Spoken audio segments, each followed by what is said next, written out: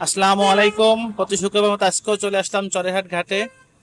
আজকের ঘাটটা একদম অন্যরকম, কারণ শুক্রবারের ঘাট হিসেবে ঘাটটা পুরো নিলিবিলি। এর কারণ হচ্ছে গত যে পূজা গিয়েছিল, পূজাতে সরকারি ছুটি ছিল, তো লোক তখন ছিল, এখন লোক কম।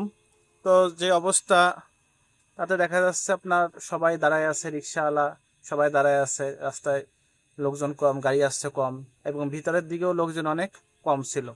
আর একটু আগে বৃষ্টি হয়েছে, যার কারণে লোকজন অন্যান্য শুক্রবারের হিসাব করলে তুলনামূলক খুবই কম। তো আপনারা দেখতে পাচ্ছেন ভিতরেও লোকজন অনেক কম। আর আহ, অন্যদিন যেভাবে লোক আসে আজকে সেভাবে আসে নাই। আর দেখতে পাচ্ছেন যে রিক্সাগুলো দাঁড়িয়ে রয়েছে, আর সব রিক্সা দাঁড়ানো রয়েছে যাত্রীদের নেওয়ার জন্য, কিন্তু আজকে যাত্রীও কম।